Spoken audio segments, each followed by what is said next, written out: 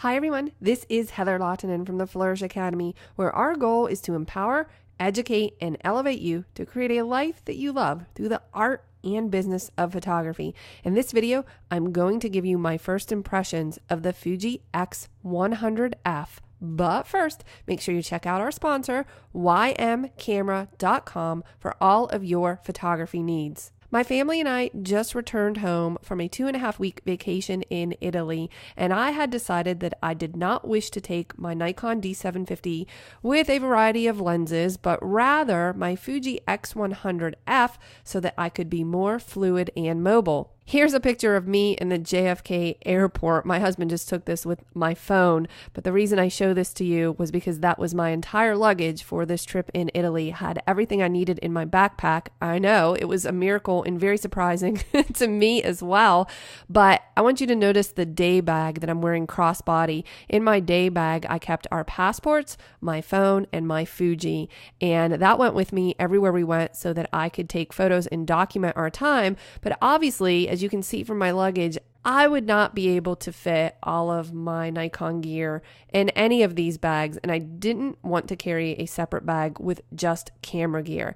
This was at first a difficult decision, but it became easier as I realized I could take amazing photographs with just the Fuji. So what I wanted to do is quickly just go through these photos and give you my first impressions of shooting with this camera. I also shot it in JPEG, which is very different for me. I predominantly shoot in RAW, but I wanted to be able to back these up wirelessly and automatically to my Amazon Prime account while we were traveling, and it just made sense to shoot in JPEG for that reason. I'm going to press G on my keyboard in order to access the grid view, and I think what I'll do is just scan through these and find some ones that showcase some of the features I was really impressed with.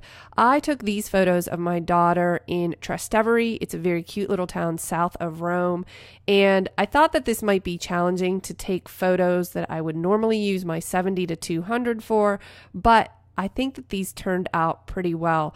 These are straight out of the camera. I have not edited them yet. And one of the things I was really impressed with from the Fuji was their processing. Because as I look at this photo, and let's zoom in and check for focus, make sure everything is sharp. As I look at this photo, I really don't think that there's much I need to do to it. If I took it into the develop module by pressing D on the keyboard, I might adjust those shadows a little bit. And I'm looking at the temperature and tint and seeing if there's anything that I'm not crazy about. And to me, it actually looks pretty good, but we could try auto and the white balance and just see if it changed it. Wow, auto did a terrible job because there is the before and there is the after. It added so much green, so I'm just going to pull that back up a bit.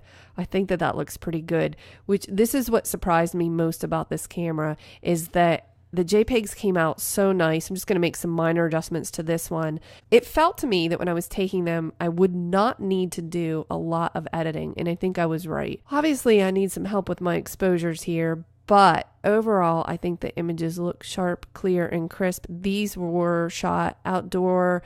This was about mid-evening, so you can see my settings at ISO 500, but I think what I'll do is find some images where I shot at higher ISOs so we can look at the JPEG performance at a high ISO.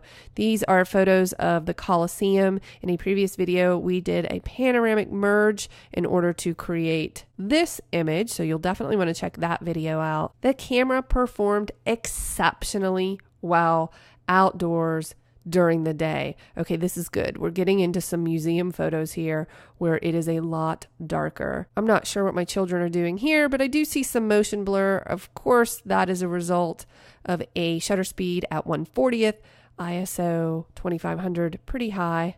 If I zoom in on this image, still at 1/40th, so there is definitely some motion blur, but at ISO 2500, the grain to me is not very noticeable. It's certainly not offensive, so that's good. This was one of our tour guides. Okay, this is a great photo because it's terrible, meaning the color from the museum is not good. We're at ISO 2500, 1/30th of a second. We have the odds stacked against us for sure. I'm going to take this into the develop module and just pull up on the exposure and the shadows, down on the highlights. Let's see if we can balance this light a little bit better by pulling down on the temperature. You know what? Let's give Lightroom a shot and see what it does in auto. not too bad, but a little bit green. So I'll add some magenta. Let's look at the before and after. And for a snapshot, I don't think it's a bad image. Again, I'm not seeing a lot of the grain, so that's not troubling me too much. Then we have Michelangelo's David. We explored this gallery for quite some time. And what was I shooting at here? Okay, so we have ISO 2500 at 1/220th of a second. Let's zoom in.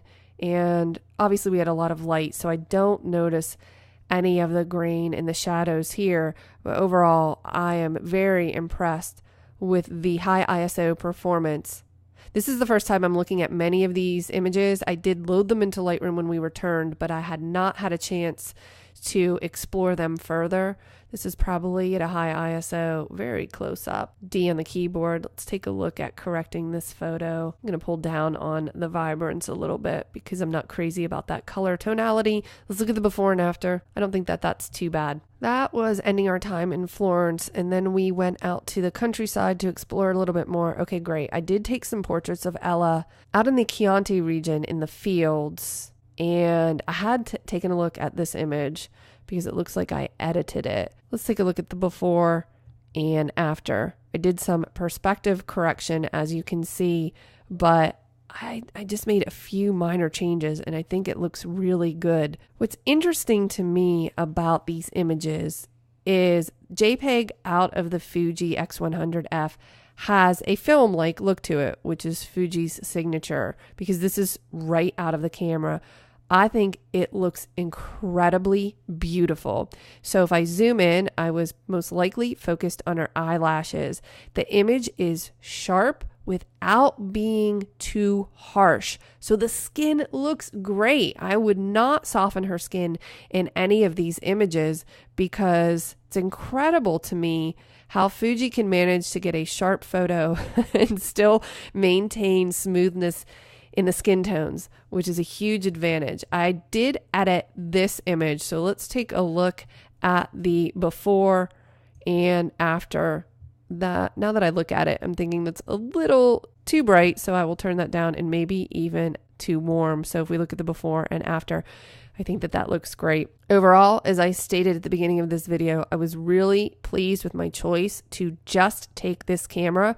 I think that it's a fantastic travel camera. It's small, lightweight. The files are fantastic, and you can save a lot of space in your luggage by just carrying a small Fuji mirrorless camera. I hope that you found this useful. I'll see you in the next video.